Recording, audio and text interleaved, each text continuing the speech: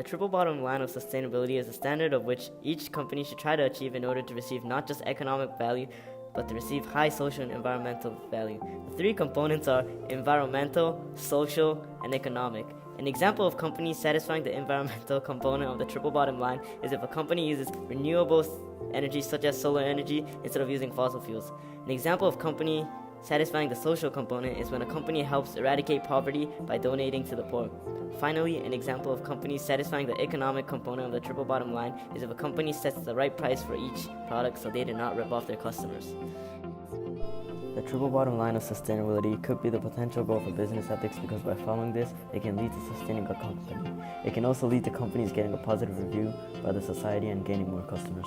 Triple bottom line of sustainability could be the potential goal for business ethics because by following this, it can lead to a sustainable company. It can also lead to companies getting a positive review by the society and gaining new customers. CSR stands for Corporate Social Responsibility. It is the idea that corporations should have responsibilities to help the environment since many companies harm the environment when making their own product. This is the layout of the four-part model.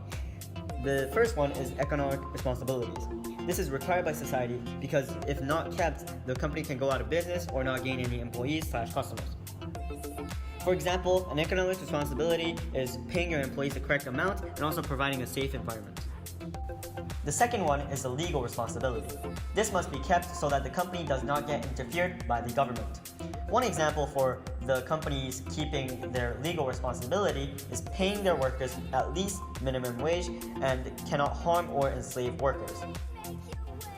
The third one is the ethical responsibility. The ethical responsibility is contributing to society in a positive way, like recycling paper or plastic, for example, or giving workers a stress-free environment as well as a fun environment. If companies are being unethical and cannot keep these responsibilities, people won't want their products, causing the company to go bankrupt. Finally, there are philanthropic responsibilities that a company should keep. These responsibilities are such things like things that benefit not only the company but also the society, like feeding and helping the homeless. For example, in some locations, the food company Subway serves free food for the homeless at certain hours. All the stuff about legal and ethical stuff behind a company, man. It's not money.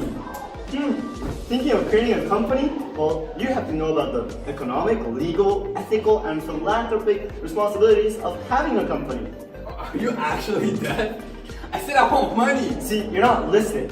Through ethical responsibilities, you could possibly gain more profit because people would view your company as a good company. Reasons to implement CSR. A reason to implement CSR is for profit. That may seem almost impossible. When you spend money on CSR, how can you possibly make profit? Companies which implement CSR do so since they would earn a better brand reputation. This would cause more customers to be attracted to such companies. If they had to choose from a company that was equally as good, but one was a donating company, that company would get more customers. Another reason is government intervention. The government would sometimes intervene if they found out some companies are being harmful to the environment. By gaining a good brand reputation, the government will trust them more. For example, if Coca-Cola happens to increase prices, the government would have to intervene and prevent Coca-Cola from affecting the market. Corporations which implement CSR are mostly aiming to gain the economic benefits which come with CSR, but some corporations implement CSR because they can. Since they have the money, power, and skill to make the earth better, they would do it. However, this could result in a huge profit loss. Companies would still do this because since they're the ones who are responsible of making the earth worse, it's their job to fix their mess.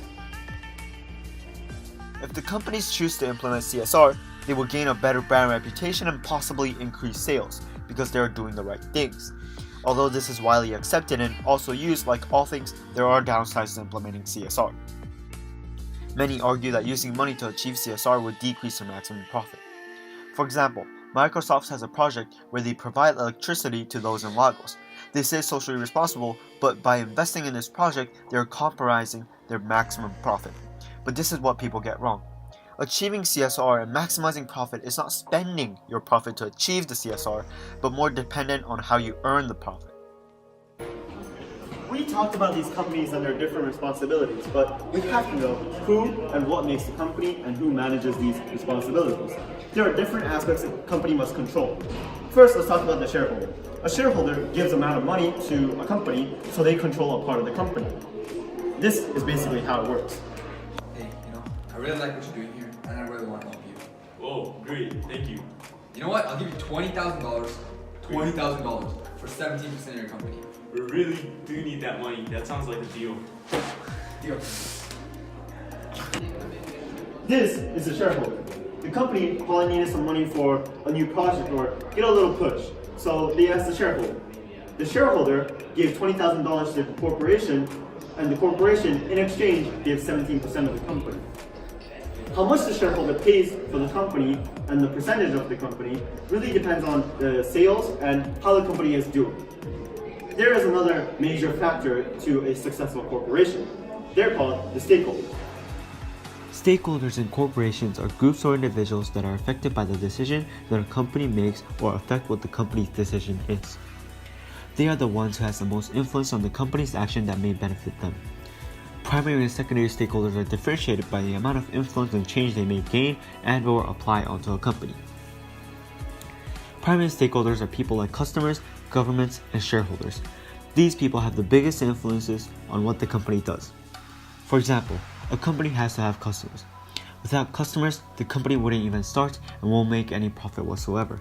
They have to have customers to even have a business. These groups are the highest priority for the company to satisfy to be successful. The company cannot survive without these stakeholders. Then there are secondary stakeholders that don't affect or is affected by the company as much as the primary stakeholders, but still can change what the company is perceived as and influence the company. For example, media is one of the bigger secondary stakeholders because what the media choose to show can impact the public perception of the company and change the company's path. One of the times we see this is when people wanted rights and equality for the LGBTQ+ members. The media criticized the government, and the government most times succumbed to the media and gave them what they want. That is why companies still have to take into account the primary stakeholder and the secondary stakeholders. The first one is the shareholder model. The shareholder model is an idea that the company should only have responsibilities and participate in activities only to maximize profit. For example, a company should not give money to charity because the money can be used in other ways for the company and may benefit the company more than giving to charity. This is because in the model, the company's one responsibility should be to make as much money as possible for the shareholders of the company. But this goes directly against the social responsibility that businesses should participate and have responsibilities that can ultimately benefit society in a whole. Then there's the stakeholder model, which is the idea that the company should have responsibilities to not only the shareholders, but multiple stakeholders, but also looking to maximize profit. This model argues that if the company doesn't satisfy the stakeholders, it will compromise profit. The company misses out on customers and negatively affect the company's efficiency.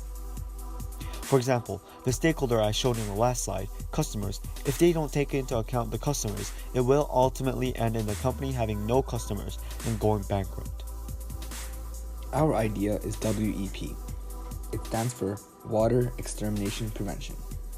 It's a company which looks mainly to create bottles, but also functions as a company that cleans up the earth. We use plastic bottles from the ocean, rivers, and other people's houses. We get a small group of people to create an advert for a company that shows how much we care for the environment. In order to keep up our views, we will use solar power, get power from humans generated from bikes, get volunteers to collect garbage, collecting garbage from dirty waters, and we have machines that manufacture our bottles. Our base is stationed in China for low wages and dirty waters. Through the waters we can get bottles. For when we don't have any volunteers at all, we can find a group of people that will collect garbage for a minimum wage. This gives a chance of employment for people who aren't qualified for other jobs. Now, what's so special about our plastic bottles? Our bottles have the ability to turn into a kickstand for phones. After the completion of the drink, one can fold the bottle with ease into a kickstand. Phones can then be placed on these. Thank you.